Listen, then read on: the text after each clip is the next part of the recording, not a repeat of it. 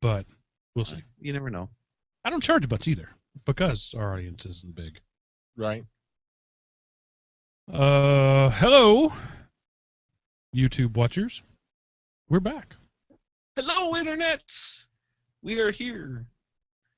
And So start your local recording devices, please. I am recording as I speak. And I have been recording for 5 seconds. All right. So let's do our count. Join me when you get the cadence. 1, 2, 3, 3, 4, 4, 5, 5, 6, 6, 7, 7, 8, 8, 9, 9, 10. 10. That wasn't terrible. Seth, you're killing me. Well, you guys get double the lag because you come into me and I feed it back. So whatever my lag from each of you is, you hear double back. Yeah, but that does make it easier to line up later. But I have to close my ears and concentrate. All right. Anything to declare since you're coming into a new country before we get started? Nothing that I want out of, nothing I want on YouTube. All right. Okay. Let me see. Everything's muted. We're ready to go. All right. Here we go.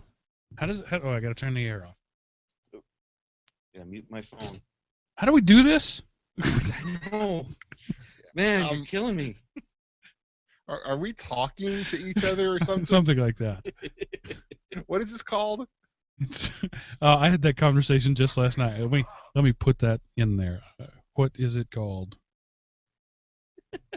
That will remind me. All right, here we go.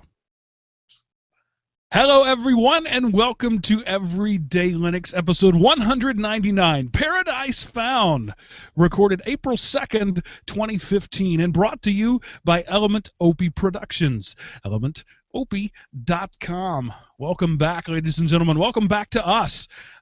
We were gone for a month. We took some time off, and we haven't found Paradise, but our last episode was called Paradise Lost, and by international podcast law, we were required to name this episode Paradise Found. So that's what that's about. I am your host, Mark, the Sultan of the Soapbox Cockerel, and joining me this week, as always, or usual, it's sometime, they're usually here, are Chris, the Command Line Godfather, and Seth, the Gooey Kid Anderson. Hello, gentlemen. Hello, everyone out there in Internet land, and Mark, I hope you're having a nice, balmy day. I am. Yeah, and we could have gone with maybe Searching for Paradise and done Paradise Found if we really wanted to stretch it out. Was that a book? Did Milton write a second book called Searching for Paradise? I have no idea. Yeah, okay. I know. We're just talking. There is no purpose to this. Mark, I'm not going to research anything for this show. So that would be a dangerous precedent. So we took the month off for, I told you our last show that I would be working a lot. I crammed in, I had the numbers at one point. It was something like 162 hours in 10 days. It was ragged. And then I had family stuff because, the end of the summer, my kids were and just this weekend, actually, today, we got back today. We took a little mini vacation. My kids start school tomorrow. Wow. Very early. The way I mentioned it before, the way this county does it here in Georgia is they only have like a 6 or 8 week summer break, and then every 6 weeks they take a week off. So they get the same amount of time, they just spread it out, which is kind of nice. We'll get a long fall break in September, and then we'll get a week at Thanksgiving, and then we'll get the Christmas break, and then spring break, and then an extra sort of break in there. So it works out really nicely, unless I'm fortunate in that I have a stay-at-home wife. Otherwise, the child care nightmare of every 6 weeks having to find somebody to watch your kid for a week has got to be killer. But because it's the way that this county has done things for a while, the daycares and whatever, they're set up for it. They have like special memberships you can buy that just get you 5 weeks. You buy them up front or whatever. Anyway, all of that to say that. Because tomorrow school starts, I took a couple of days off of work last week, and we had a little mini vacation. We had their Meet the Teacher stuff on Thursday, and we bolted out of town right after that and went to the glorious glamorous, sought-after Huntsville, Alabama. Now, you might wonder why I would take a vacation you went to Huntsville? to Huntsville, Alabama. And the reason is because the Huntsville, as you may or may not know, is known as Rocket City. It's where the corporation that built most of the Saturn series of rockets and the Gemini rockets is there, and they have a rocket and space center. The Von Braun Museum is there. Von Braun worked out of Huntsville, Alabama. So we went there to get our geek on, and we spent the day at I got to touch a Saturn V rocket. How many people can say that? Probably several million. Pretty cool. But still. Anybody's been to Huntsville, probably. Yeah. So it was just, for me, it was an amazing experience. I got to see an A-13, which was the CIA predecessor to the SR-71 Blackbird, essentially a one-seater version of the Blackbird. I got to see a Saturn I rocket. I got to see several Jupiter missile engines. I got to see not one but two Saturn V rockets in their full-size mammoth glory. I got to see the actual Apollo 16 capsule, complete with burned-out heat shielding and everything. It was, for a geek like me, it was a real emotional. I mean, I got teary-eyed a couple of times. In fact, I was looking at this capsule. They have sort of propped up at about a 60-degree angle, so that a dual benefit. You can look in the door and see that there were little guys crammed in there for weeks at a time, and two, the heat shielding was just pockmarked and brown. And I was telling my kids, you see this model over here that's all painted white? That's what this one used to look like, but now it's brown and black. Why do you think that is? And one of the youngest ones said, because it's old. Well, that's part of it. And the other one said, because it was on fire. Yes, it was on fire. And I'm looking at this scorched, pockmarked, potholed thing, and I commented, it's beautiful. And my daughter said, how could that be beautiful? I said, because 6 inches on the other side of that were 3 men who are still alive, or at least were at the time. That's what makes it beautiful. So for a guy like me, it was amazing, and I drug my kids along with me.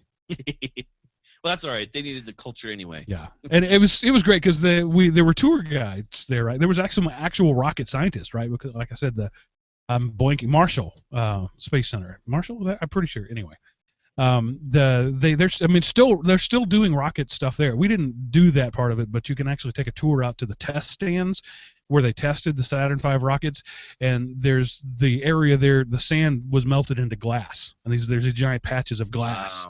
Wow. That was made by the rockets melting. But so we're walking through, and I can hear the tour guides telling other groups of things, the same stuff I'm telling my kids, just because I studied this stuff, and they're asking questions. They're asking me like I'm a tour guide, and then other people around me started asking questions because I was speaking. I guess they thought I was a tour guide. No, I'm just a geek who eats and sleeps this space stuff. They also have. Cool, though. They have a model of the space shuttle. It was actually early on, very early in the program, when they were first trying to figure out the weight and balance and how to actually ship these things. They built the thing just out of spare parts, literally spare rocket parts and plywood and paint. But it's the same size and shape as a space shuttle. And so they took it and they painted it up like a space shuttle and put it on top of a real used tank, the big external orange tank, and a couple of mock-up solid rocket boosters. So there's this giant spaceship. I mean, there's no other way to describe it there that you can actually walk up to and touch, and it's historic in that it never went to space, but it was the thing that the first step in getting to space. So I really had a blast. And then the next day we went to they call it a safari. It was really just a pasture with some animals in it, and most of the animals were fairly common to me anyway, cows and goats and deer, but I recognize that's exotic to some people. They also had there were some zebras there and some antelope and ostriches and emus, and it's one of those places you drive through with a bucket of food, and the ostrich comes in and pecks it out of your hand until you scream like a little girl, or maybe that was just me. Raise your hand if you've been bitten by an ostrich. I have, yes, as of yesterday. They give you these little plastic cups, and I stuck the little plastic cup out of the sunroof of the van, and instead of going for the cup, it bit my hand until I let go of the cup, and then took the whole cup. Well, it knew what it wanted. Yeah, If you ever go to one of those places, I can tell you from experience, go in the morning because they're hungry and they just swarm the vehicle, and it's great. So we stayed there most of the day, and by noon, they were all just laying down in the shade because they weren't interested. So the people who got there late in the afternoon didn't get nearly the show we did. So if you're planning to go to one of those things, go in the morning. But that was we got our geek on, the science geek one day, and then we got our biology geek on the next day, and had a good time. But now I'm happy to be back with you, get my Linux geek on. There you go. Cool. And Mark, awesome. I did seek to bring some balance to the force while you were working hard. I was hardly working the last couple of weeks. I got let go from my job, so I had a little mini vacation of my own. An unplanned vacation. Yes. So anybody out there who would like to hire Seth, he is available. He didn't get let go. He was allowed the opportunity to pursue other avenues. Yeah, not a good fit. And it took him 3 years to realize that, apparently. 25 months. Yeah, okay, So. 2 years. Yeah, close enough. So any of you guys do anything other than that? Anything interesting in the month that we were going? I started the closing procedure for my house. Well, so that's both exciting and makes you want to puke all terrifying. at the same time. Yes. Yeah. No, this is so far we've had a couple of weird little hiccups here and there with the sellers, but not too bad. We're hoping to close by the end of the month, and so there might be some times where I'm not available because I have no internet. So just so a good warning for everybody, I may disappear because I have no internet. And the company that we get my network from is a little slow about moving service, so it might not come very quickly. Yeah, well, that makes your company special in no way at all. They're very quick to take your money. They're not actually quick to give you service in the process. So they may. Wow. Chris, it sounds like you have an American company there in Canada. How did that work out? You should come up and work for them. We might get better service then. It's fascinating how that works. If you miss a payment, they will cut you off in a nanosecond. But they will take 6 weeks while you're feeding them money the whole time to make a change. It's crazy. Yeah, I'm hoping that we can get a little more, or at least a better, because it's already got the wiring to the house. I'm hoping that the service will be transferred over quicker, because my current service took a month to happen, and it was ridiculous. But they had to run a new line, so I'm hoping, since this one already has a brand spanking new line, that it'll just happen. And I'm hoping and wishing, but I got to be positive. So when are you moving? What is that saying? You wish in one hand and you do something in the other? And yeah. See which one fills up first? Yep. I can't remember. No, I should be closing. I'm hoping to close, maybe next week. Okay. Is the idea. We were hoping to close tomorrow, but there were some hiccups between appraisal value and what the sellers wanted to have it bought for, so we had to go back a couple of times to the drawing board, but nothing too terrible. It's one of those surreal experiences. Your bank account will be the biggest it's ever been in your life shortly before you write the biggest check you've ever written in your life. So for like 8 hours, you're like, I am rolling in the money, and then there it all goes away. Bye. So yeah, Yep. That'll be me here in a little bit. It'll be an interesting time. That's cool. Congratulations. So cool. You're stepping up in the world and becoming a big boy. That's awesome. I'm becoming a grown up. So I realized halfway. Well, I guess yesterday. My times are so messed up because I wasn't at work and I was in a foreign city, so it's weird. It's a foreign country of Alabama. But I realized that I made a huge classic blunder in that I didn't wear my Everyday Linux T-shirt to the Space and Rocket Center, where my target audience lives. Right, that's exactly the kind of place where you should be a walking billboard. Instead, I took it to the Safari, and that's where you're in a car. Right, I'm in a car, and the people who work there are North Alabama rednecks. They don't know what a Linux is. So that was a total marketing blunder on my part. But we did go to a mall later in the evening, and I was in this candy store called It's Sugar, because Why not? seventh level of hell.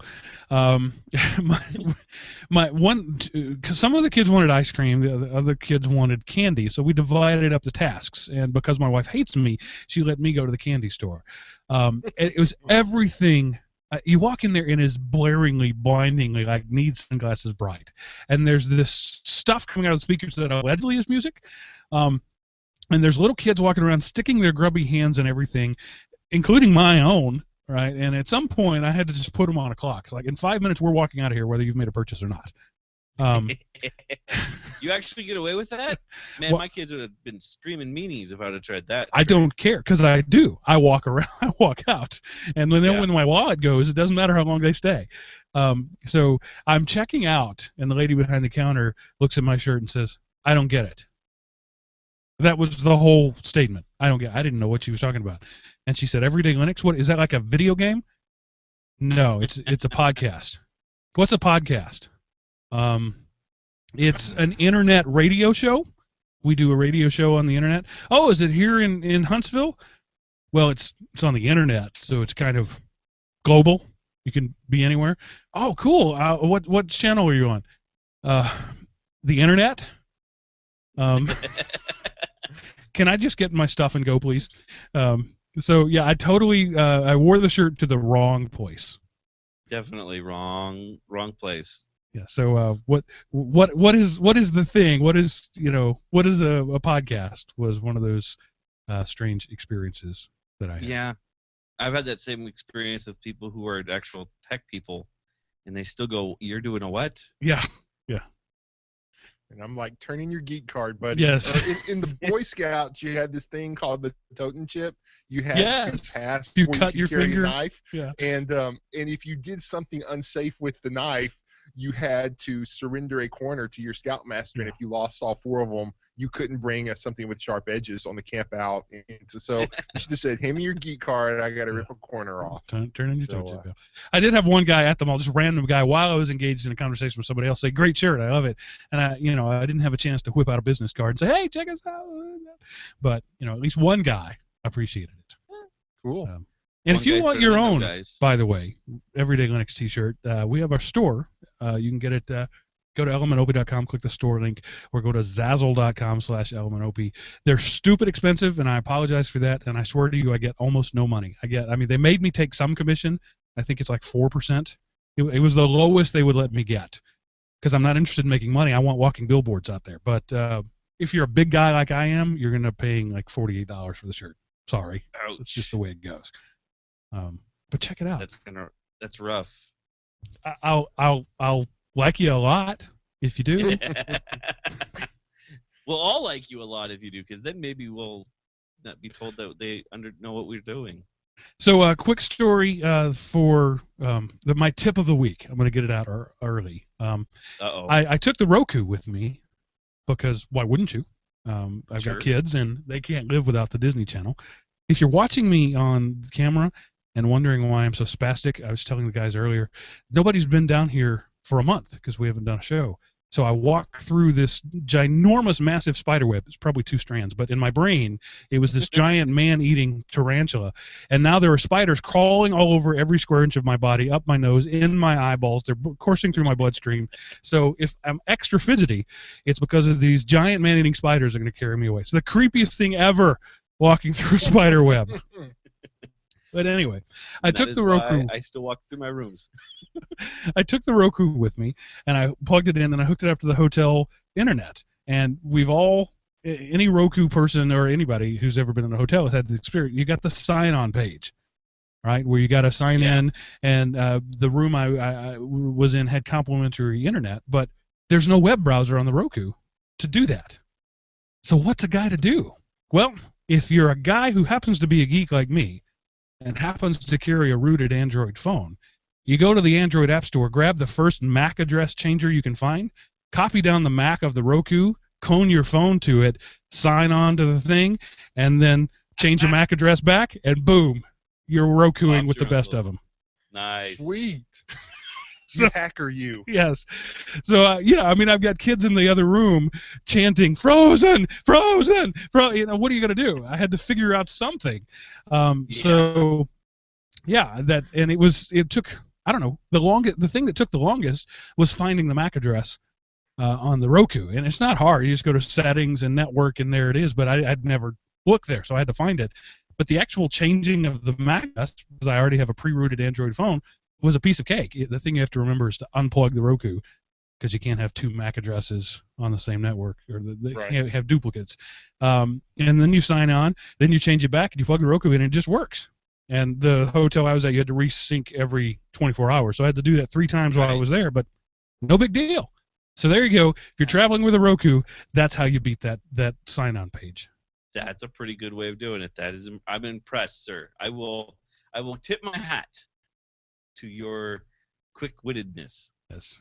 And then the kids, while I was doing that, said, "Oh, we've got the Discovery Channel or Disney Channel on the TV. We don't need it anymore." So, but that's all right. You still get a tip out of it. That's right. Yeah, and you're ready for next time. That's right. I know how to do it. And you only take Mark, next time. I decided to do something with my spare time. I figure, I co-host a Linux podcast, so maybe I should see about making Linux my everyday computer thing. So I spent the longest time, I decided, hey, I'm going to install Fedora, and then I'm going to go through the edX course. And so it's a little bit harder to install updates whenever you have Fedora. You can't just do sudo. You have to do su first, because otherwise you get your user account is not in the sudoers file. This incident will be reported, and then you Google how to fix it, and it says sudo, and I'm like, but that's the problem. Yeah, su sudo. So I had to just Google a little bit more. And so that's the first thing I came up with as I've begun my Linux journey in greater detail. Well, with Fedora, you could actually log on as root. You have that option. Right. Well, I could have, but that is something somebody who just installed Fedora and is trying to run updates, would run into. So I'm trying to just do the kind of the normal thing and learn as I go. I figure, that's a good way to do it. So, because you're not supposed to run as root, Mark. That's not a good security principle. Well, I didn't say run as root. I said log on as root for a specific task. That's what root is for. Right. I remember the old. Technically, you're logging into root when you do the SU That's command. True. So. Yeah. So SU's faster. I think it was the old, now defunct Mandrake Linux, where you log in as root and the background, the wallpaper was a bomb exploding to let you know, don't do this. This is danger, Will Robinson. Fedora used to do it too. There for a while, they were doing it as well, and I always had to laugh whenever I would log into as root and see the bomb wallpaper and be like, "That's right, I'm gonna blow stuff up." I recently updated my Mint laptop to the latest 17.2, I think it is, and it was a total non-event, by the way. So Mint still hands down the most grandma-approved distro as far as I'm concerned. I got a little notification. Hey, there's a new version. I clicked it. Made me type in my password. It did its thing. No reboots. Well, I think it did reboot at the end when it was all over, but no, sequentially reboots. No downloading extra repository stuff. No apt/dist upgrade. None of that. I just clicked the button. That works. Go Mint. Sweet. I'm currently favoring of Corora at the moment. They've got my heart. So Fedora is the back end, but I'm still loving the Corora. Okay. And Seth, I missed it because I was out. But Sharknado 3? Oh my gosh. Sharknado 3 is the most excellent cheesy fest of a movie ever made. It took the cheesiness of the first one and multiply it by an inverse reciprocal of the cheesiness of the second one. And it was just, it had David Hasselhoff in it. Come on. And then there's going to be a Sharknado 4 I don't want to give any spoilers, but I voted that the person die. So if you watch the movie, we want that person to die. And they're going to write, at the end of the movie, it's like you cast your vote, you can either tweet or you can log on to their website if this character lives or dies, and then that event is going to be in 4. And the So, amazing thing about Sharknado movies is the crappy production quality they do. They can make that decision the day before it comes out, and it'll be fine. Yeah, they Pretty probably much. already wrapped shooting actually. So, but dude, it was the. I mean, there's sharks in space. Really? All right, Oh my I gosh! have to watch you have it. to watch lightsaber chainsaws, and of course David Hasselhoff. So, is there really anything else for greatness? Is it on Netflix yet? I'm sure it will be soon if it's not already. Yeah, no, I don't know, but the first movie was just cheesy. The second one was a little dumb. It was still fun, but it wasn't quite as cheesy. But the third one, they gooey? learned their lesson from the second one and went over the top cheese fest, and it was just awesome. It was awesome. If you loved Sharknado, you will love. This one person was, I put some Facebook statuses up while it was on, and this other person was like, "I'm DVRing," and I should have just said, "You'll hate them. Just get off. Enjoy my cheesy shark love fest." And but cool. I love Sharknado 3. I can't wait for 4. And then it's by the way, it's on the Sci-Fi Channel website, syfy.com. You can watch it online right now if you want to. Yeah, and I know that next year there will be a riff track for Sharknado 3, and I will go see that because I saw the riff track for Sharknado 2. Yeah. Awesome stuff. I love it. It's awesome. So I was watching or talking about Sharknado to somebody, and it was like, there's a third one. I said, well, the first one was just another cheesy knockoff just to get a movie out. The second one, they realized they were onto something with the first one and really honed in on famous cameo people dying. And then the third one is just pulling out all the stops and being stupid for the sake of being stupid. Is that a fair assessment? Yeah, definitely. Second one wasn't quite as good. Second one, like the first one was good. The second one started to look like if they were ever to make a Matrix sequel, how it might turn out. But the third one, it's like it blew it off. It blew the top off. It was great. It's a shame they never made any sequels to that movie. It was such a good movie, The Matrix. I know. Yeah, it was. And I can't give you too much time on this, but Dragon Ball Z the movie. Really? Yeah, it comes out this week, limited theater release in the United States, and I bought my tickets when I had a job, people. So I bought them in advance. And bought an advance ticket viewing of Dragon Ball Z the movie. Yeah, there was like 2 seats left in the theater whenever I logged on, so I bought one of them. You and a bunch of 13-year-old boys. That's what's going to be in the theater. I don't care. So. It's Dragon Ball Z, man. You get off the Dragon Ball Z. I know nothing about it other than I aged out of it years ago, or at least I felt that I did. Yeah, well, you can never age out of Dragon Ball. In me, so. Okay, let's move on to some listener feedback. We only had a couple. I guess when we went away on vacation, our listeners did too. But Matt comments on God Machines that we sort of talked about earlier. He said, "Hi, gents. Listening to episode 198. That was just the last one we did. And your discussion about the internet as utopia is really solid. I think it was Seth that pointed out that machines are just tools and therefore morally neutral. That's right, and here's one reason that I think free Libre open source software is important, and in that it encourages users to interact with these machines as tools and not as magical devices, which is how Apple especially seems to want their users to envision their products. Understanding machines as tools invites us to use them in ways which we are in control, in which we accept limitations on what is possible and find new problems to be solved, limitations to overcome. It puts the user in charge and actually emphasizes his humanity and his human agency." Hopefully I didn't come off sounding like Stallman there. I think the dude is a nut who makes all floss devotees look like neckbeards who don't understand how people have to live and eat. Another quick point, a lot of the stuff you're saying about creating a God machine that will prevent us from doing destructive things resulting from our uses or abuses of technology, is the exact plot of an Orson Scott Card series from the early 90s. I don't remember the name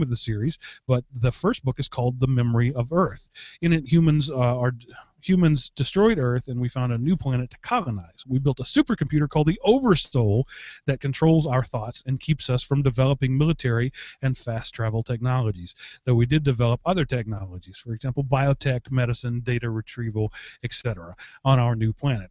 We forget the Oversoul is a computer and start worshiping it as a god. It's really good and speaks to a lot of things y'all talked about in episode 198.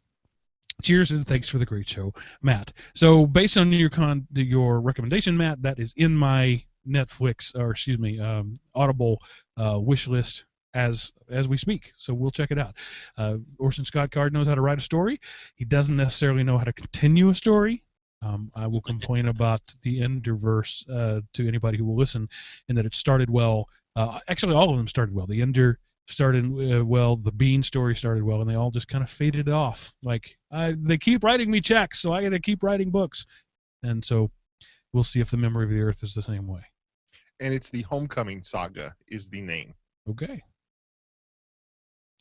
All right. So we'll get back to you. But guys, while we're on the subject, you guys read anything good recently, or listened to, as the case may be?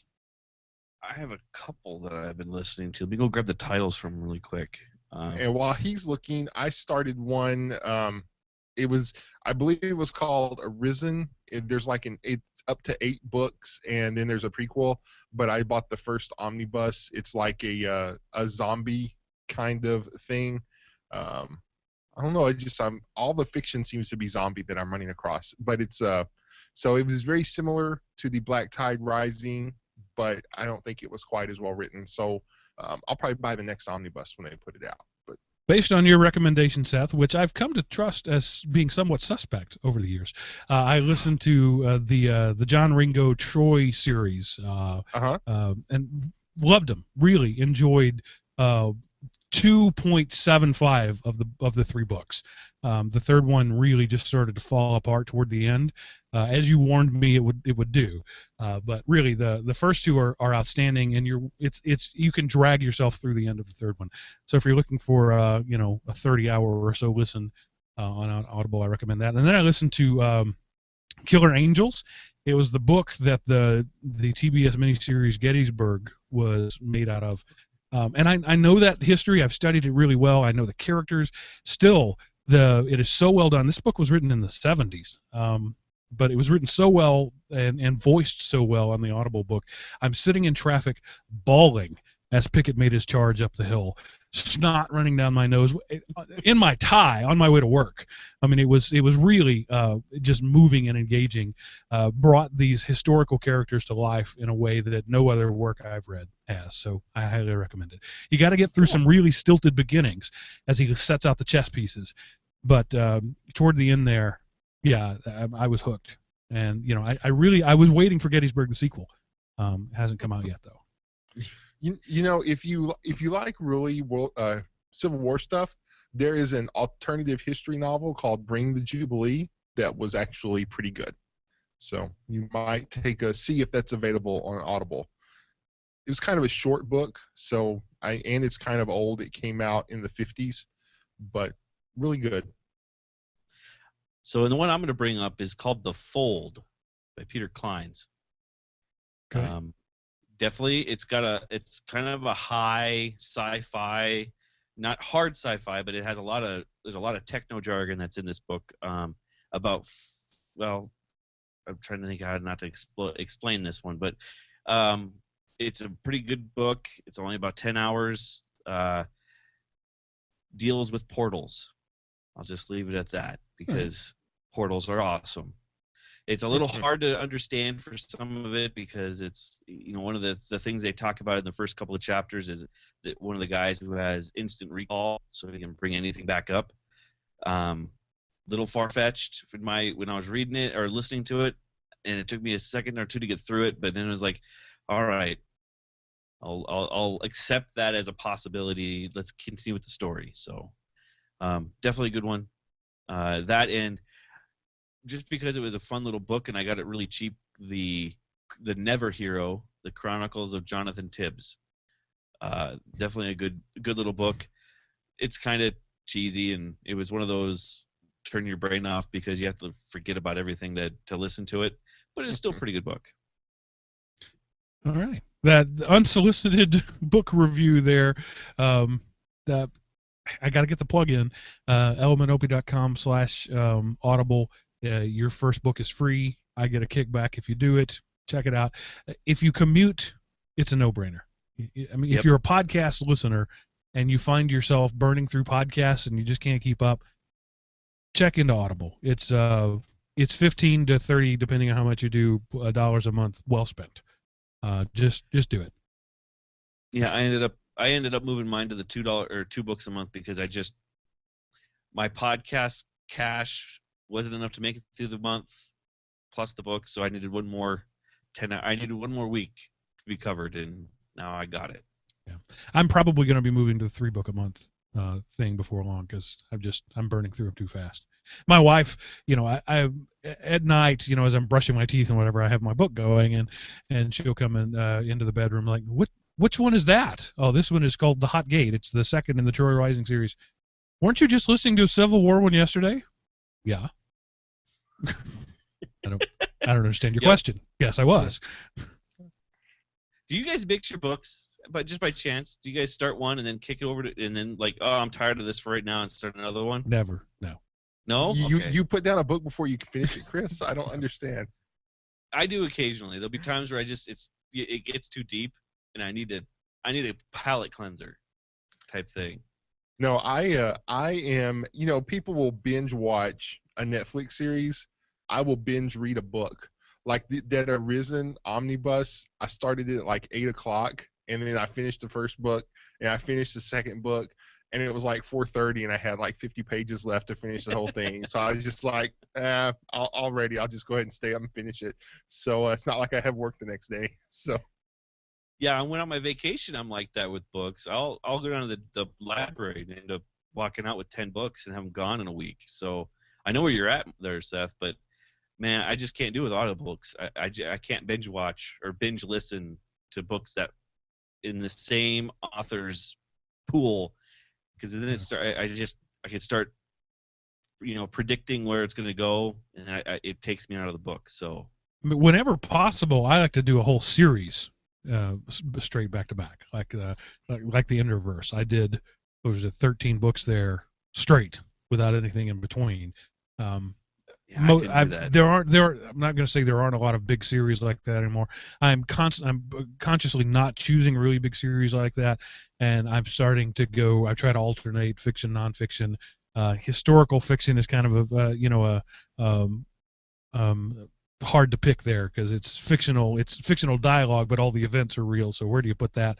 But just to keep myself well balanced, because I can tend to go, I become the guy, the stereotypical guy, right? If I get sucked into that world too deep, I have to have something grounded to bring me back. So I don't do all science, right? I've read physics books, I've read that sort of stuff, but then I have to bring it back down, and I have to do something like a Civil War book or something like a cookbook, because I can go down that rabbit hole, and I recognize that addictive nature in myself, and so I intentionally don't go too deep. I like what Seth is talking about, reading the entire 8 books in a sitting. I would become a different human being if I did that, and I don't like that person that I would become. So I try not to do that. That's where I'm at. I'll fall down a rabbit hole to the point where I've gone 3 or 4 days down a rabbit hole and not realizing that the sun has set and risen a few times between the fact that I pulled away from what I was working on. So I do that on problems in general, and books are just as bad. So I have to make sure I have a start and stop, and that's my period where I can be in. Anything more, and I start to become a jerk, or other colorful languages that my wife likes to use. All right, moving right along to colorful language. Nige, comments on predictive computing. It says, in episode 196, you were discussing how computers are close to the point of telling you what you need before you even ask the question. In a way, that's already happening. In some of the latest military aircrafts have stress and temperature sensors all over their airframes, in the engines, and even some of the electronic units. Looking at the fatigue of maintenance history of all the instances of a given item in a large fleet of aircraft, it's possible to establish what use cases lead to early failure and approximately when. Armed with this information, the military now use predictive analysis to tell engineers that a particular part on a particular plane is likely to fail during, say, the next 10 flying hours as a result of how the aircraft has been used since its last major overhaul. This means the part can be replaced at a time of convenience instead of having to ground the plane unexpectedly for unscheduled maintenance, and save huge amounts of money. A much less complex example of that is my minivan that has a debris sensor in the oil. I don't change the oil every 3,000 miles. I change it when the light comes on and says you need an oil change. Those sort of real-time metrics are amazing. But yeah, you look at a huge fleet like that, of course you can gather that kind of data. It's both cool and scary.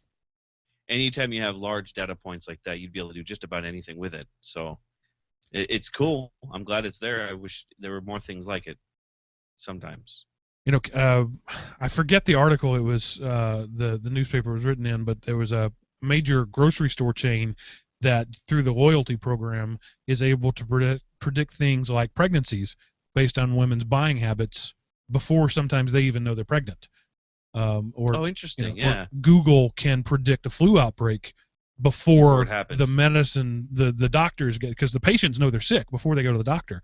So based on the searches, they can do so. That kind of data. Once you amass that kind of data, you can do amazing things and literally know things before humans do. It's crazy how that all works too. I was talking to some people about it and in my field, and they were like, "Yeah, we can do that with, the giant drilling rigs. Yeah, they have these huge things where they just go, yeah, that needs to go now before it even happens." So last night we're standing at this mall in this strange city, and my kids and my wife and I are trying to decide where to eat. It's 8:00 on a Saturday night.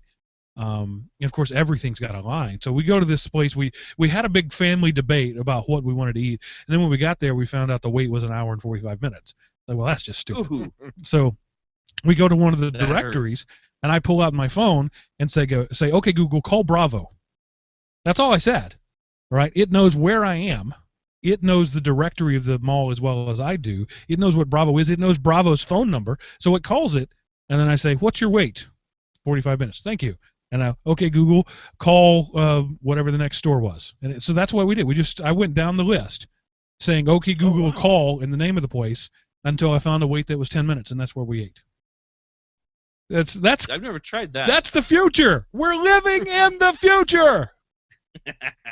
I have something to try now when I go see my brother for his wedding. It's amazing. I mean, we were finished today. We were ready to go home. Okay, Google, take me home. Navigating to. That was it. That was my statement. Yep. Those words. But it's situational awareness. Machines are way better at it than we are. My 6-year-old asked me today, "Does Google know where we are?" I said, "Within about 3 feet." Yes. So 3 feet behind us or 3 feet in front of us? Well, within a range of 3 feet. It may be behind, it may be in front of, it may be to the left, it could be above or below us. It may think we're underground by 3 feet. But within about 3 feet, Google knows where we are. And then my middle child was like, "So the government could track you?" Of course, I said. That's why they gave us phones. Didn't you know the CIA invented the Apple iPhone? And she knows me well enough at this point. She caught me a sideways glance. And I said, "Believe it or not, people actually think that's true." And she said, "Like Grandma?" Well, I'm not going to go into what my grandma believes or what your grandma believes, but there are people who think that's true. Yeah, and there's so many of them that it's almost kind of spooky. Well, and it's completely plausible because they could do that. If they have the fire hose, as we know the NSA does, thanks to Edward Snowden, they could track my movements to within 3 feet every day of my life, know what phone calls I've made, know what internet searches I've done. They have that information, but it's in that case the big data is a good thing because I just get lost in the crowd. Right. But if they decide I'm a person of interest in something and the proper warrants are filed, I have no problem with them accessing that data. as long as they follow the proper legal recourse. The issue is governments are well known for following Right. the proper legal recourse. So there's no reason to fear people. the issue is that what Snowden showed us was that they're not following the law, Right. their own laws, and that's the problem. So we don't need to get mad about the fact that people have this much information. We need to get mad about the fact that they're not following their own rules. And when they don't follow their own rules, then it's just not fair. Then we should encrypt everything. Encrypt it all. Yeah. But we should give them the passkey. Oh gosh. Just to make sure. And that won't break encryption. Of course not. There's a safe way to give the government a backdoor. No, there isn't, you moron. Yeah, because it's not a backdoor, Mark. It's a golden key. It's not a backdoor. Yeah. Just listen to them. Listen to Whit Diffie, the guy who pretty much wrote the encryption we have today, when he says it's not possible. I'm not grandstanding. I'm telling you, it's not possible. All right, I'm done with that. Let's talk about some news. Windows 10. I have a laptop in my house right now that is just waiting to get Windows 10 because why would I want to stay with Windows 8? So I've clicked the little button, and at some point in the next amount of time, Windows 10 is going to magically come to it. But as some people have found out, there's some kind of scary sharing features in Windows 10. Yeah, this is a story from Tom's Guide, a pretty respectable hardware and news site on the internet that talks about how Windows 10, and again, this is the tyranny of the default. You can turn it off, but you have to know it's there and what it does to be able to opt out of it. If it will share, like, if you are Skype friends or Outlook.com friends or Facebook friends, it will share any computer network that you have the password to. It will share that with all of your friends. So this could be very bad in like an IT or a business network where somebody's has personal stuff on their business phone, and we know that some people, and by some people we mean everyone who has a corporate phone, puts personal stuff on it. Anyway, it just happens, and so opt out. Otherwise, people in your contact list will be able. Now it says they don't get the password, but they get an encrypted version of the password. Which, if you have the hash and you know the standard that did it, you should be able to figure it out. Right. But that's nobody mentioned that. Yeah, that's the thing. If your computer can decrypt it, the user of the computer can decrypt it, right? So it's not useful without being able to be decrypted at some point. So that means that bad actors have the tools. The same way the DVD decryption was useless because both the key and the lock were on the same device. That's the way it is here in Windows. The key and the lock are on the same device. And how does Windows get access to Facebook? Remember a while back when Facebook said they were going to start using Skype for Facebook chat? Yeah, that's how they can do that. Yeah, it was just, I hadn't heard about this, but it's called Wi-Fi Sense. Yeah. So if you have Windows 10, go in and disable Wi-Fi Sense.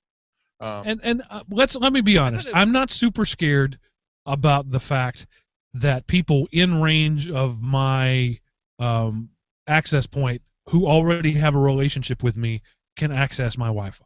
That I'm actually not bothered by that even a little bit. My Skype buddies, my Facebook buddies, they are people that I know and trust already because I've curated my list that way. Not everybody has. And it only comes into play if they are in my neighborhood and Microsoft promises that it's going to be an encrypted tunnel so that they can't see other devices. I mean, that's a setting almost all Wi-Fi routers have now. You check the box and every computer, every connection is siloed.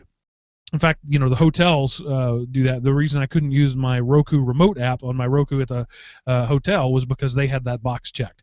So the overall security implications of this don't bother me too much. Weak passwords are what bother me.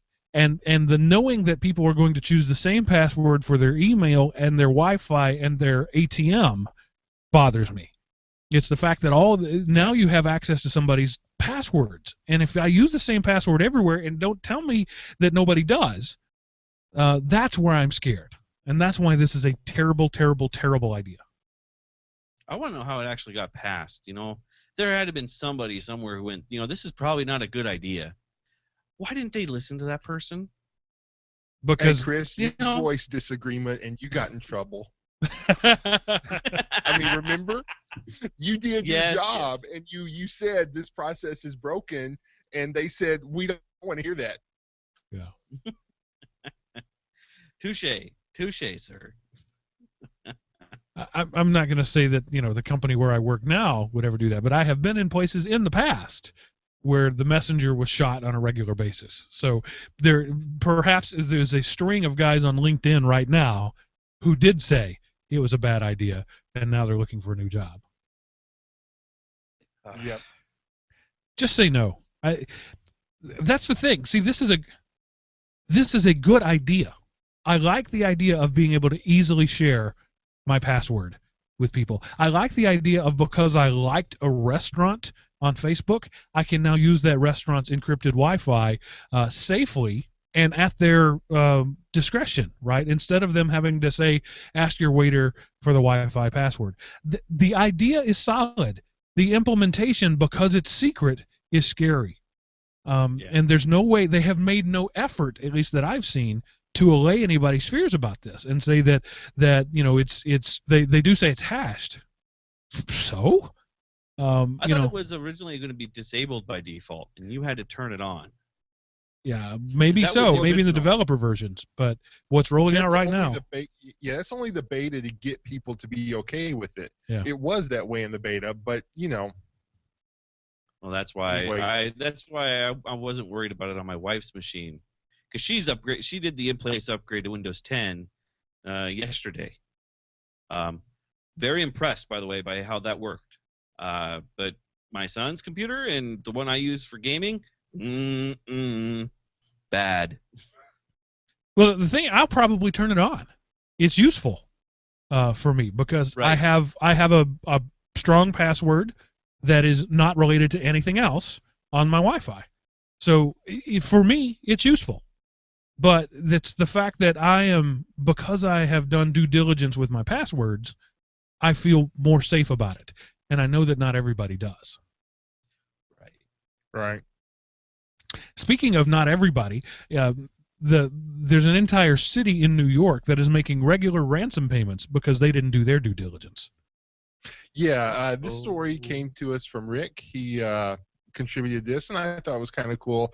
New York auditors say that an upstate village, and they don't mention the one, made ransom payments of $300 and $500 last year to keep its computers running after 2 official-looking emails released malware throughout its system. And then there's other reports of other agencies around the country. They've also done that. So, one, hopefully you have your data backed up so you're just out the time to restore. But, otherwise, that's your tax dollars at work. Yep. So, we're supporting the criminals. So, yay, Enterprise. And this is... I'm almost willing to give a pass to the guy who clicked on the initial email. The problem everyone does it. Right. The problem is that the systems there were no backups. If they had made backups, solid backups, off-site backups, encrypted backups, you would never need to pay a ransom for anything. So this falls squarely on the IT department supporting this municipality. They didn't do the job. Part of it depends on the nature of the backups and depending on which flavor of cryptoware it was, if there's any network shares and some people, and then so you overwrite those machines, and even if you have encrypted your backup, if that encryption gets encrypted, you don't have to worry about somebody using it, but you still can't access it. You have to break the other encryption first. That's what I'm saying. The problem there is that they still had a connected backup. Yeah. The only good backup is disconnected. And is episodic, right? So when I connect to make a new backup, they can't corrupt my old backup because my old backup's offline, and I'm making a new backup. Or it should be offline. I'm telling you, it is in my world. Yeah. And that's that's the way that it has to be. And a simple service like Carbonite, right? That you have to go through their app to do it, would have mitigated this problem. When you quite instantly, that's an instant fix there. Yeah, and if it was just the machine that was encrypted, what IT department doesn't tell you if it's important, it belongs on the network. True. That was a policy at the companies I've worked on. If it's on your computer, we'll put forth a little effort to get it, but if it's important, it does on your computer. So, yeah. This is one good security practices and good backup practices won't prevent you from getting hit with crypto viruses, but it will make them just a nuisance and recoverable versus, earth-shattering, you've lost information permanently. You might have lost the day's information or something, but good backup practices. And again, we don't know how rich or poor the place was. Maybe they tried to restore the backup and found it was corrupted. That's something that happens far too regularly in IT circles. I can speak to that with personal experience. Yeah. I found out my backup wasn't working the day I needed it. So yeah, yep. I get that. It happens. That falls on the IT department absolutely. To test their backups, and if they're not testing their backups, then they're not doing their job. Yep. Black and white. So anyway, this story right here is just pretty much to remind you of using good practices and common sense. And don't just I put it on the computer so it's good forever. Like common sense would say that you shouldn't put a brain in a rifle. That seems like common sense to me, because if you do, said rifle can be taken over by other people. Yeah, we talked. It might have been year before. It might have been last year or earlier this year about they have a version of Linux to run the rifle, and it will do things like calculate the wind and elevation, all that kind of stuff. And basically with the software, the smart rifle, a chance of hitting a target with the first shot is 70%, whereas a normally trained sniper, which is a pretty elite specialization, their average is like 30%. But these people bought one of these rifles and they kind of tore into it and use an e-reader and see what they could exploit. And if they can get into Wi-Fi range, they can shut down the rifle, even going so far as to make it unfireable. So, they could put bad targeting parameters in there where it doesn't hit, or, like I say, cause the rifle not to work. And if you're in a situation where your gun needs to fire and all of a sudden it gets hacked and can't fire, then you're really in trouble. So, anyway, it was just an interesting story that, hey, there's security flaws in everything, even in rifles. And, the article says that these people bought two $13,000 rifles and spent a year working on them. So these people were well-financed and dedicated. And fortunately, the U.S. doesn't have any enemies that are both well-financed and dedicated. So we're in good shape. Yeah, we're perfectly well secure. So, fringe element. So, who knows what cups is? You have to be of a certain age and of a certain gray beardedness to know what cups is. But like many things, the old is becoming new again. The good old-fashioned common Unix printing system is being useful for 3D printing. Yeah, cool. I did not realize that Apple was involved in cups. So that was something I learned reading this article. But yes, Cups 2.1 release candidate 1. So we're in the 2.0 world. Yay, go Cups. They of course, lots of bug fixes, but they provide support now for a 3D printer. So if you've just got to have a 3D printer for your version of Linux, whatever, have no fear. You can at least get basic functionality of it with Cups if you run the new system. And I said who knows what Cups is. The fact is most people don't, because the ease of use of Linux has come so far in the last several years that you don't need to. There's you go to the control panel and you click on printers, And you don't need to know Right. what a print cap file is. You don't know what cups need to know what cups is. You don't need to know how to fire up that daemon and get it running. None of these things matter, which is amazing for the end user. But if you're not an end user and you're looking to be a professional, you're going to need somebody to show you how to run these things. And that's where our good friends at the Linux Academy come in, where they will take you from being a regular guy to being a Linux guru by the way of their step-by-step video courses designed for that specific purpose. And we've talked about Linux Academy many times. We're happy to have them back as a sponsor in the month of August. But they have some. I'm going to run through the basics. You know this stuff. I don't feel the need to spend a lot of time on it.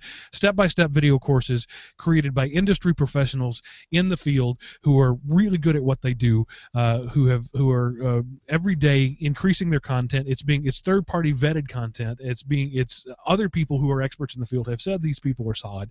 It's not just the videos though. It's PDF study guides that are timed with the videos. It's this amazing lab platform where you can run up to 4 things simultaneously, interacting with each other and interacting in the real world.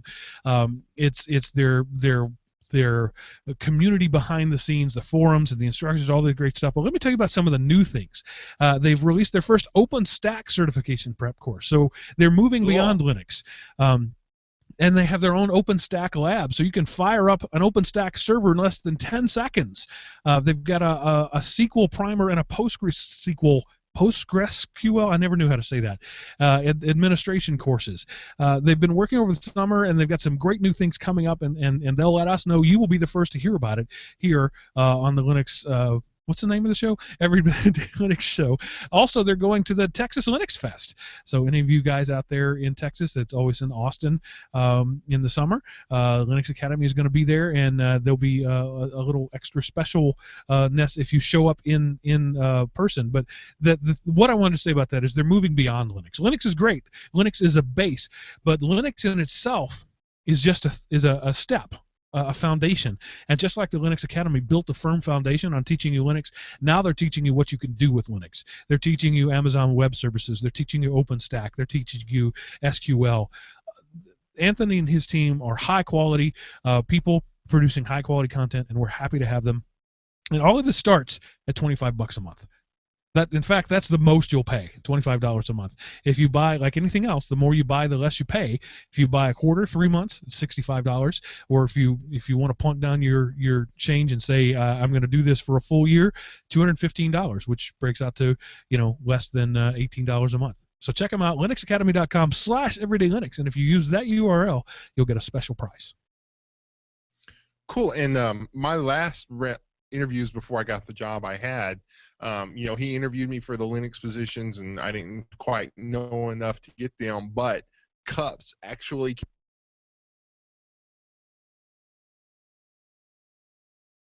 looking for his cups, but that's retarded. Nobody uses that to print Linux anymore.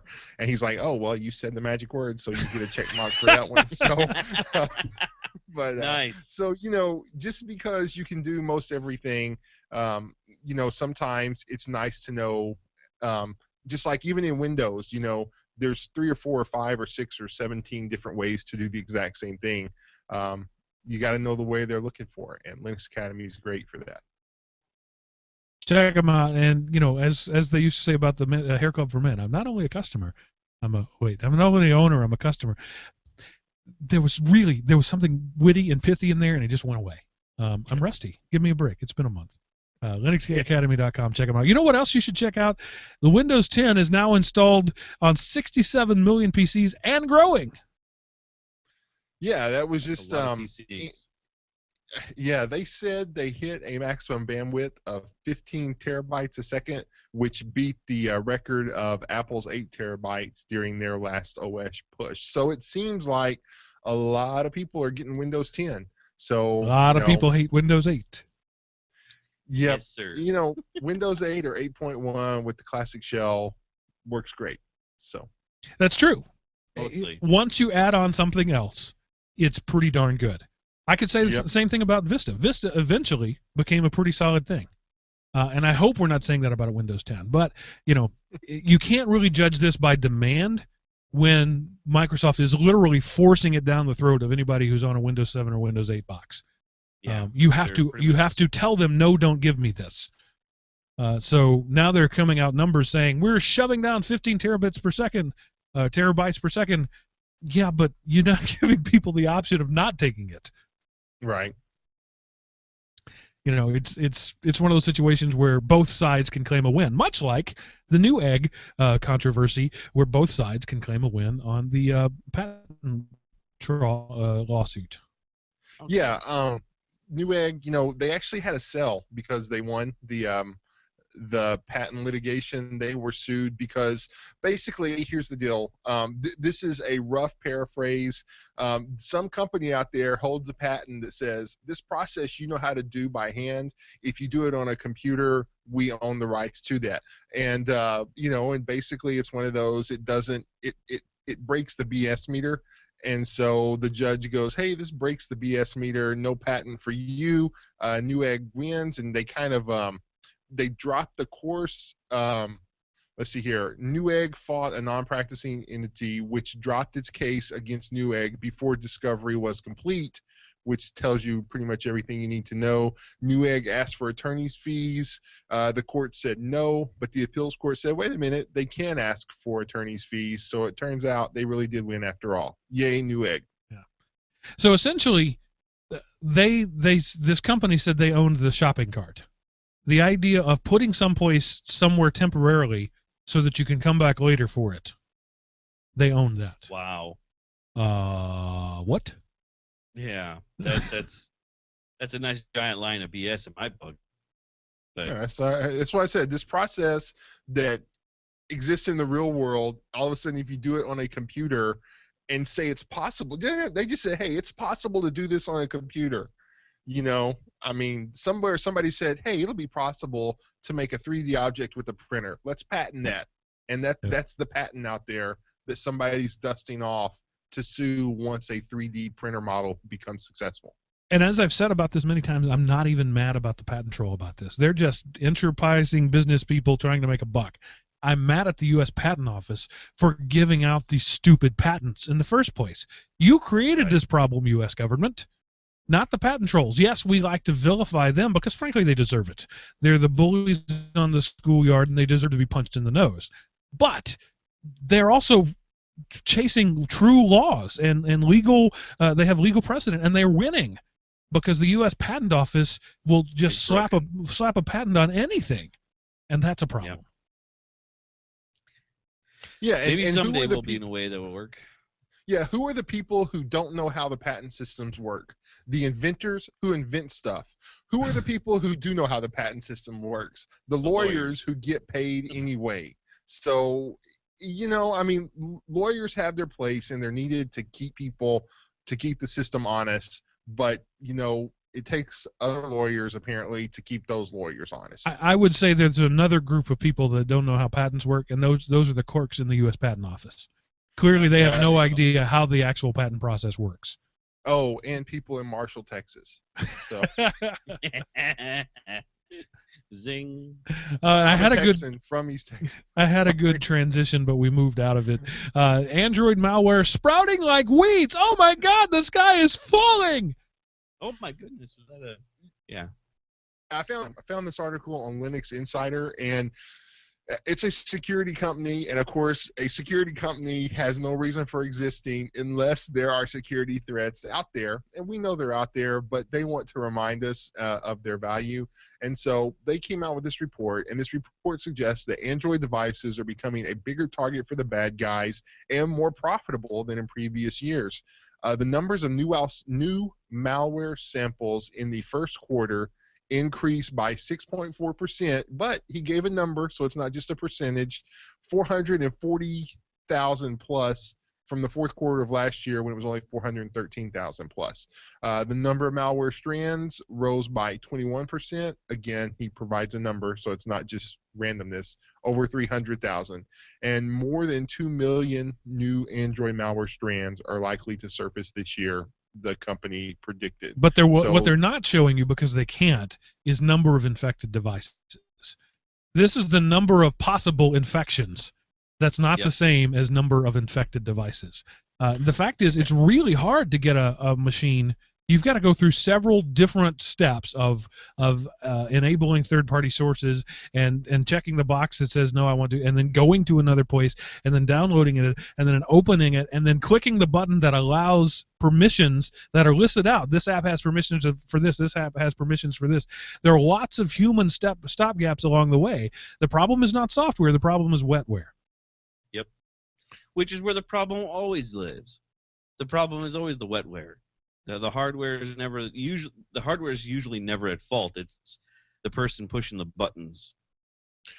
Yeah, and and they don't say where these come from. I'm sure the overwhelming majority are third-party app stores that are out there. But again, they didn't provide numbers for that because, again, let's face it, the alarmists, they want you to think the sky is falling, so you'll buy their concrete underground bunker. And so I'm sure that the fear-mongering plays a part in there. But again, there's no device that can protect you from your own stupidity. That device hasn't been invented yet because we keep upgrading people's stupidity, apparently. Yeah. So, so, be careful. Use your brain for something other than to keep your skull from falling down out of your mouth. Yeah, I mean, computer software engineers are rapidly trying to make things idiot-proof, but unfortunately, Mother Nature is better at making idiots than we are at making things idiot-proof. Yep. And it's one of the things I say all the time is I hate stupid people. I hate worse when I'm stupid people. I fully recognize that there are times throughout the day when I'm the idiot, right? And I'm not I'm not above anyone else in that category. I try to keep my idiocy to contained areas, but it doesn't always work that way. But my point is that it's really hard to get your phone infected.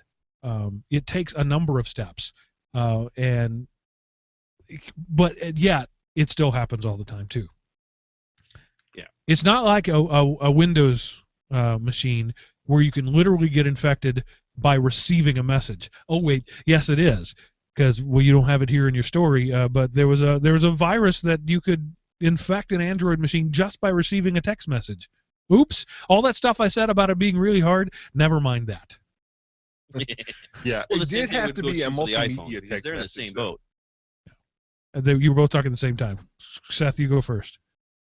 Okay, I was going to say the text message for the Android, it had to be a multimedia. Right. So if you turned off the data, where like my phone, I keep the data turned off. So if I get it, I pop it open occasionally. So if I get a multimedia text message, I have to enable data to download it. So at least I have the chance to say, I don't know that person, I don't know that number, so I'm not going to download it. Yeah, you're not a tinfoil hat. You're just a cheap SOB.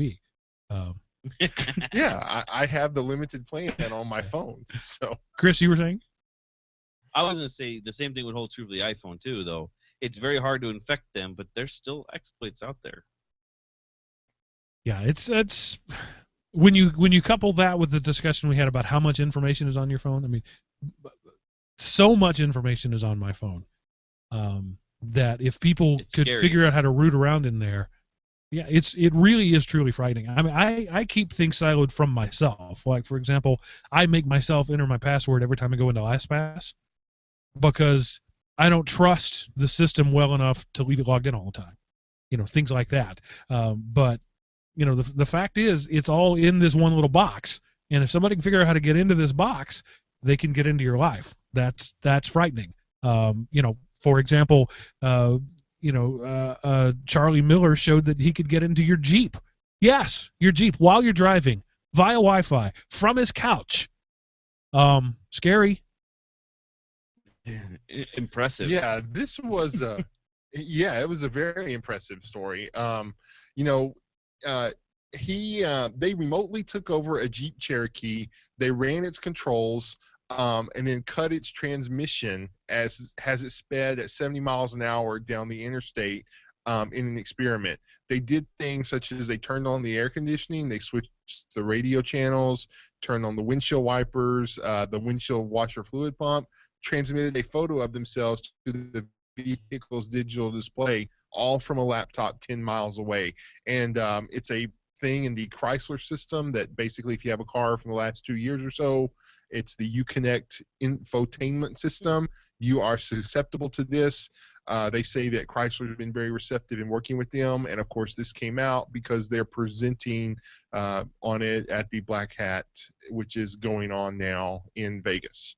So, it's very scary out there. They make a thing, delivering a highly connected car that OEMs know kids could hack, could land them in litigation hell, depending on who was killed and where in the nation the accident happened. Again, that's kind of a worst case scenario, but there's been several stories out where, this kid, in June, we did the story of this teenager who spent $20. I think it was either off Amazon, and made a device that let him get in a machine, exploiting the electronics in it. We're not even talking, low jacking or anything. Right. Just, poof, I've hacked your car. All your car belong to us. And I don't know if the Jeep Cherokee is one of those, but lots of cars right now have the ability to drive by wire, right? You can push a button in a parallel park, or in the case of accident avoidance, the LiDAR can actually turn the car, and you can. So that means that steering control and braking control and accelerator control are all by wire. So just because all they did was put a picture of themselves on the display doesn't mean that they couldn't literally drive your car. To some extent. Right. It may just, all it takes is turning right at the right time to kill somebody. Yeah, or everything is power steering. If you cut power, all of a sudden that thing you can turn with 2 fingers. Yeah. You've got to man up, grab, and yank with all your might to get something to turn. So if somebody wanted to cut the power when you're starting to turn at 70 miles an hour, because we know everybody slows down to the warning signs going around curves. It could be, again, that's a worst case scenario. Don't turn your car off and start walking, but that kind of it unfortunately that could happen. Right. And the thing is that it takes an exploit for Jeep, Chrysler, GMC, any of these guys to fix it. They didn't look at this beforehand. During the process of making it, the guy who asked, "Hey guys, could we maybe make this a little safer?" He's now on LinkedIn looking for a job. Because they were all looking about, we got the 2015 models coming out. We've got to get this feature in the car. We've already made commercials about it. Yeah, but you could probably take this over with a laptop and maybe even just a Raspberry Pi. You're fired. Get out. The problem is not with the technology, but with the business. And what was it? The Pinto, I think it was. There was a certain car years ago where the company decided it was cheaper to pay off lawsuits than to recall and repair the vehicles. This kind of math goes on all the time, and we blame the technology. It's not the technology; it's the wetware. Yes, Ford has this feature. We have to have all the features they have plus at least one more, because otherwise they announce 17 features. We have to announce 18. If we don't, you're fired. And if you say these features are bad, you're fired. And just to show people I'm serious, new guy, you're fired, just a preemptive firing. But no, Seth, that would never happen. But, okay. And I'm to blame. I personally am to blame because of my spreadsheets. When I go to buy a car, I build a spreadsheet that lists the features. And I look at it and say, this one has one more feature than that one. And I actually make buying decisions based on features. And I'm the problem. And I'm not alone. That's the issue. Yeah. Yeah. All right. I was hoping we would lead into something better, but that didn't happen. We're out of practice. The next link is about gaming. Go. Yeah, there is, we've covered is it Ouya? I can't remember how we ever agreed to pronounce that thing. Ouya. Like the way a Marine would say it. Ouya. But I thought it was French, and so they would say retreat, wouldn't they? We went there. Sorry, I had to. It's contractually obligated. But yeah, so they've been bought by a company who wants to take the Ouya and make it part of their stable. And then also there was a Steam account vulnerability where the account recovery process could have been exploited, so someone could have taken control of your account that way. They say their passwords, that no user passwords were exposed, but and they always say you can use SteamGuard to use two-factor authentication, but it would probably be a good idea to change your password. And a game I have heard a lot about, and I've downloaded it, but I've never actually played it. The Battle of Westnoth. That's an awesome game. They need your help. So if you are a programmer of C++ or Python or a WML coder, their code base is kind of old. You can go to westnoth.org and check them out and help. I hear it's like Civilization level, but of course it's totally open source and free for anybody to play. And like I say, I've downloaded it. Unfortunately, I've never played it. So. Yeah, you did. That's why you got fired, Seth. You were playing games. You were playing Battle of Westnoth in your cube all day long. Yeah. Well, that explains it then. Some of my coworkers used to listen. So speaking of gaming news, we are in the works, and it's entirely my fault that it hasn't happened yet. But our friends over at the Linux Gamecast have agreed, some of them, if not all of them, have agreed to come on this show and school us about Linux gaming. And they were going to do it in July, and I said, no, we're taking July off. So probably in August, we're going to get some of those guys on, and we're gonna let Chris run the show, because I don't know about games, frankly don't care about games. That's why this podcast isn't called the Linux Gamecast. But fortunately, there is a Linux Gamecast, and I'm looking forward to having those guys on. That'd be fun. Cool. So this last thing, Seth, you put in there, I want to talk about just because I love marketing BS. The sky is falling because people aren't upgrading their iPads. Yes. Oh my God. This I didn't come across this on Mac Rumors because honestly I feel a little dirty for reading something off of Mac Rumors.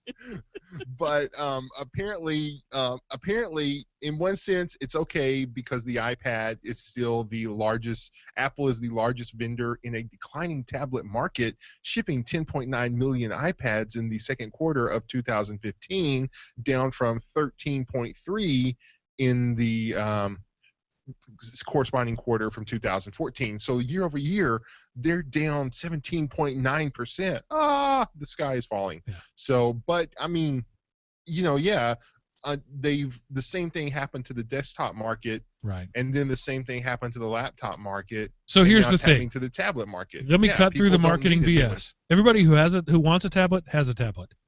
Yep. That's what this says. It's not a problem unless your business is making tablets. Yep. And the thing is, they're good, right? You can buy a good tablet from Apple or from another company that's going to last you 3, 5, 6, 7 years. You don't really have to upgrade them. I have the original Apple One iPad, the first one. Don't panic. I didn't buy it. I won it in a lottery type thing. They pulled my number out of that. Like Seth, I felt dirty picking it up. I was like, I can't believe I'm getting an iPad. There's sycophants all around the room who will literally injure me if they thought they could get that iPad, because it was the first couple of weeks it was out. And I got it and went, all right. But anyway, they've stopped updating it. Why? So I'll buy a new one. There's nothing wrong with it. It's still a great device, every bit as good today as it was, 6 years ago? They haven't updated the YouTube app. YouTube no longer works in it. When you go to YouTube, it says it doesn't work. Why? So I'll buy a new tablet. Can you not pull up a browser and go to YouTube.com? Absolutely, okay. I can, and I do, because that's pretty much what we use that tablet for. My kids watch YouTube on it. And so when the YouTube app stopped working, there was panic in the house. And I tapped the Safari button, typed in m.youtube.com, and said, here you go. And now they're still using it. A shortcut to it on one of the pages? I didn't even go that far because they never leave that page. That's the one thing that my tablet is used for. My kids all have their own tablets, but they're 7-inch. And they like the 10-inch iPad. But my point here is that you built too good a product, Apple, Even the cheap little, I don't know, $79 I think tablets I bought for my kids for Christmas a year ago. Here it is, the middle of summer, or the end of summer actually. They're fine. They're still working. 2 of them have cracked screens, but they work just fine anyway. Everybody who wants a tablet has a tablet. That's why the market numbers are declining. Yeah, I bought a $40 7-inch Windows 8 tablet just to look at it and play around with it, and I was like, I have my Windows tablet, so I gave it to somebody. I was like, hey, how would you like that? You have 2 children, but only 1 iPhone. Here, how about a tablet? My daughter wants a phone. She wants a 5-inch iPhone instead of her 8-inch tablet. Really? Because everybody else, quote unquote, everybody else she knows has a phone. Oh, You know, yeah. Right. So what can you do on the phone that you can't do on a tablet? Make calls? Well, that's not true. I've got the Hangout dialer. You can make phone calls all you want. Put it in my pocket. So that's the answer. Basically, it's everybody else has one, so she wants one. That's the Sure. thing. There's such parity now. You pick a device. Doesn't matter what it is. The cheap free phone that they gave you when you bought your pay-by-the-month Cricket phone service is a darn fine phone. You know, the cheap tablets that you buy straight out of China for $50 is a darn fine tablet. We've reached that point where they're all good enough, and there's just no crushing need to upgrade for anything. So this is going to be hard times for Apple, who have built their entire brand over the last 10 years on tablets and phones. Yep. And now everybody has a tablet or a phone. And so they're having So to convince people to go buy ones, and Apple still has some of that secret sauce, not as much as they used to, but they can still make people stand in line, but not as much. Yeah. I think it's going to be dark times for the hardware for Apple.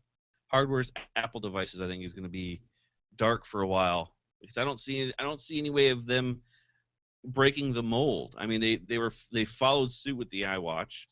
You know, they didn't do anything breathtaking with that. All the iterations of hardware have just been, it's now just a little bit better, so go buy it, or it's a little bit bigger, or it has more space. But there's no market changing device in the future for Apple, I don't see. Yeah, the OnePlus 2 comes out next week. By the next time we meet, I think August 11th. No, by the next time we release a show, that phone will be out. They've announced it. They did the thing. I actually heard this conversation in my office a couple of weeks ago. Hey, the OnePlus 2 is out. Great. That means they'll drop the price on the OnePlus 1. Now, nobody cares about the new phone because the old phone is still great. We're just hoping for a price drop on it. Yeah. It's just going to be, they're going to set artificial things in the software to not update to certain models. Exactly. I mean, that's the only reason the iPhone 3 compared to the iPhone,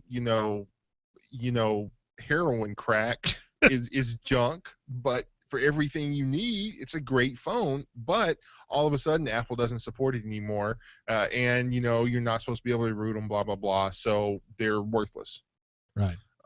But yeah, the specs in it are still really good. The Linus Ghost in the chat room wrote the word Toyota. It's very mysterious. I don't know what that's about or in reference to. I'm gonna guess it was the wrong window. How many times have you guys ever done that? Typed something into the wrong window? I do it all the time. Yeah. I have occasionally typed things to my wife that were not for general consumption into public windows. I will admit to having done that. But yeah, Toyota. That's the mystery. It's like the Sphinx from Mystery Men. He just threw the word Toyota out there. It's just letting it hang in the air. We don't know what it means. And now Chowder, we're gonna get Rick. We're gonna have a mountain of just strange words popped into the chat room. Okay. What else? There's no more news. We've done the ad. Oh, This Week in History. The show returned. No. What happened, Seth, this week in computer history? Okay, August the 3rd, so this will actually be tomorrow from the recording. Toyota. The Tandy Corporation announces the TRS-80, one of the world's first mass-produced, successfully marketed personal computers. Freaking fantastic device in its day. Keep your Amigas. I grew up on a TRS-80 and was darn happy about it. Seriously. Yep. It was a great device. Yep, with you had the cassette player to do the thing. Yeah. It was pretty cool. You could put a ROM. That's not what they called it in the day. It was a cartridge, but now we know them as ROMs. So you could put one of those in to play a game, or you could load up the piano deck, right? With the keys and it was just a regular tape player with a headphone jack. What was special about it was the 1/8 inch to 1/8 inch cable. You know, in the day, nobody had those. It was you had to go to the computer store to get one of those cables. And on mine anyway, even though you plugged in the headphones, the sound still came out the speaker. So you'd push play and go, it sounded like a fax machine. And you'd go and make a sandwich, eat your sandwich, go out and play for a while, take a swim, go buy some new school clothes, and come back, and then your game was ready to play. If you were great lucky, stuff. and it didn't crash between. I don't know that machine ever crashed on me. Well, Really? it did once because, Mom, if you're listening, I'm sorry. There were the little prongs in there where the cartridge would go. If you open that little door up, you could see the prongs. Being the enterprising young 9 or 10-year-old that I was, I thought, well, if that cartridge is programming the machine by touching pins, if I get a paperclip and touch pins, I can program the computer. Whoops. Did I tell you I had 2 TRS-80s growing up? That explains that one. Fun times were had by all. It was a learning experience. I watched War Games One, too. in 1984, whenever it was, and was convinced that I could just sit at my computer and type random things, and that was code breaking. That if I typed the right random thing, some system would open up, and I could play thermonuclear war. So I did that for hours on end. Just type things and hit enter, and type something else and hit enter. I forgot the whole part about the modem and the phone cradle. No, I thought if I type long enough, some computer's going to answer me. And you were one string away from activating the prototype Wi-Fi. That's right. You almost had it, Mark. Yeah, it's true. You're there. You're just one character off. Should have had a space and a period. You'd have been good. And I still do those sort of things today. Just randomly try things to see what happens. That was just the early days of it. I don't stick paper clips in computers very often anymore. But Although there are certain things where that is the fix. That's true. To Yes. bypass stuff and I'm not talking just your manual CD tray ejector. There are certain things where the way you fix it is you paperclip and you short out certain things on certain model computers. So Yep. it's still there. And that just drives me crazy whenever I see that. Short these pins. Yes. Really? It's 2015. Well, Why remember are we having to- shorting pins? Remember having to move jumpers to tell your machine how fast your processor was because it was too dumb to Yes. know how fast Right. your processor or how much memory you had. You move this Or the pin for here multiplier. to put 4 megs of RAM in. Yeah, megs. Yes, I did say 4 megs of RAM because the machine couldn't read and couldn't ask the RAM, hey, how much you got there? You had to tell it. And you Or you had couldn't to put figure the out the max multiplier. amount Yep. and then put a lesser in because Right. it couldn't understand. Exactly. So yeah. And you had to do them in pairs because of the parity thing. You couldn't put 1 stick of RAM in.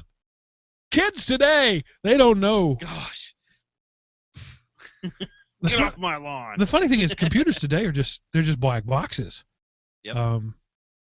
I don't work on my own machines anymore, my laptops, whatever. When they need significant repairs, I toss them and get another one. It's a disposable world, and it doesn't bother me really.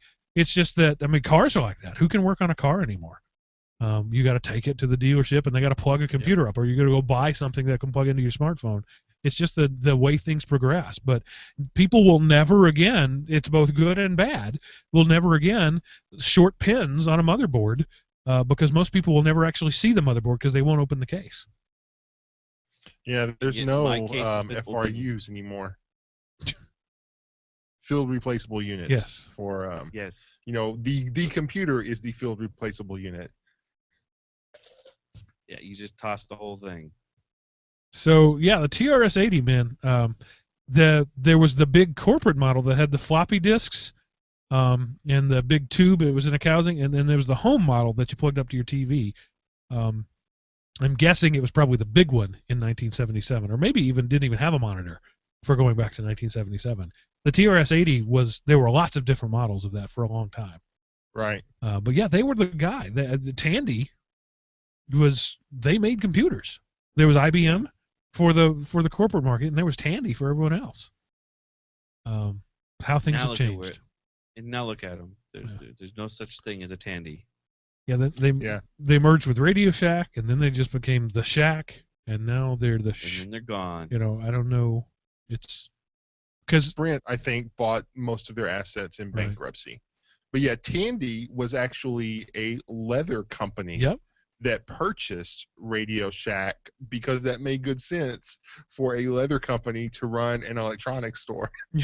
So Well, it was the do-it-yourself ethos, right? Radio Shack was originally that's what it was. It was the ham shack. You go in and you buy 2 tubes and a resistor, and you go back and you stick them in your thing. And so yeah, my wife's dad worked for Tandy way back doing leather stuff, right? And he was a robotics engineer. That was what he did for a living. So those two things did go together. It was the maker movement, and we're losing that. And I lament the fact that the maker movement is now a fair you go to once a year. People don't make their own stuff anymore, and the problem is we're going to lose that knowledge, it's just going to go. I mean, nobody knows how many blacksmiths are there in the world now? Hundreds at the most. I doubt there are thousands. That's an art that's gone. Do we not have horseshoes anymore? Of course we have horseshoes. They're factory produced. They're cranked out. And they're better than anything that a blacksmith would have made 100 years ago. But we've lost that knowledge. We've institutionalized that knowledge. I see that as a bad thing. It's also an unmistakable, unavoidable aspect of progress. Yep. It's a sad thing in a thing that's going to happen. That, not to bring back up another book, but the Lost Fleet series, guys. Yeah. Excellent. Yes, excellent. I just started that one. Loved it. Yeah, I blew through the Lost Fleet and then Beyond the Frontier, the next one, where it just stopped. Literally mid-sentence, the series stopped. Presumably there's going to be another book, but yeah, spoiler alert, Yeah. 14 books from now. It's just going to stop in the middle of a sentence. I didn't care for the Beyond the Frontier portion. It didn't tickle my fancy. Didn't have enough bombs and buckshot or anything, right? Yeah, well, I mean, I don't know. I loved the Lost Fleet, but no, it wasn't for me. The follow-up. Right. Before we move on to the third hour of the show, we will go ahead and wrap this up. Hey guys, thanks for hanging with us. Thanks for still being subscribed to the feed. I hope that when I come out, when I release this, people will actually download it. I did get a couple pieces of emails saying, "Hey, I'm going through withdrawal here." Others saying, "I'm using this time to go through the back catalog." And I thought, "Oh, I'm so sorry I forced that on you." We owe it to our listeners to produce new content so they don't have to go back and listen to episode 1. It's our duty to protect them from episode 1. I would say we should almost strike episodes 1 through 10 almost off the record, because those were rough. They were very, very rough, but it shows progress. As a historian, I'm never fond of making things go away. But yeah, it's. I think at some point, seriously, probably we're looking at probably doing a major website revamp in the near future, and what I will likely do is archive, just wrap them up in a tarball, everything from like episode 150 back, and not put it in the feed, because the feed's getting pretty massive right now. Right. And still make it available, just not in the feed. That That'd would be make cool. people happy who ever get those where the feed resets on them. Yeah. That drives me crazy when that happens. Yeah, Rick is saying in the chat room the show started at episode 4. It really didn't.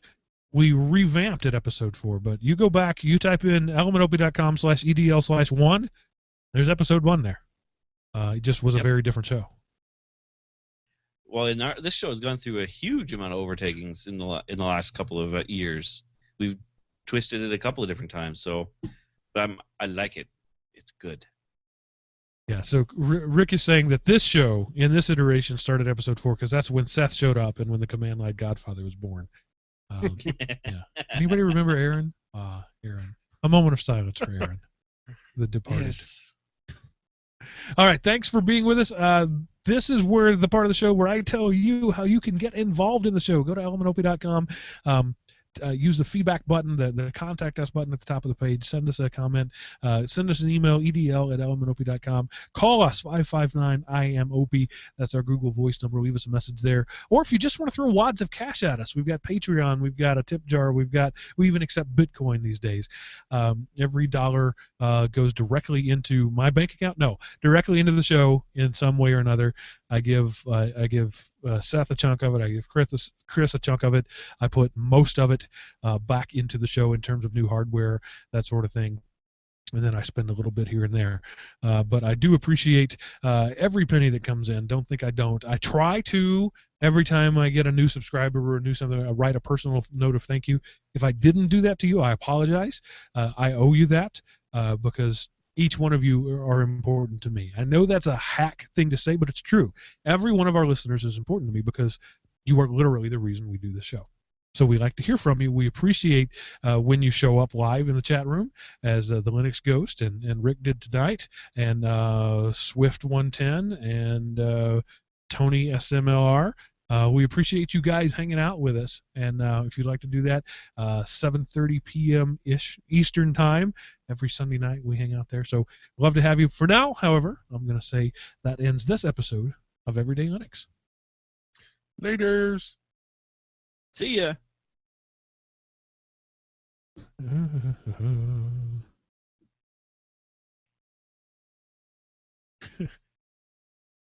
So, Rick, Linux Ghost, I know your name. You told me once in an email, maybe in a forum post. It's not coming somewhere. To me now. But thanks for hanging out with us, guys, and YouTube people watching this eons later through the vast archives of space and time. Thanks. Thank you for hanging out with us. We'll see you all. And to you on Rigel 7, we know who you are. NSA tracking has gotten so good that we can actually go forward in time now, and we know that you're there. See you guys.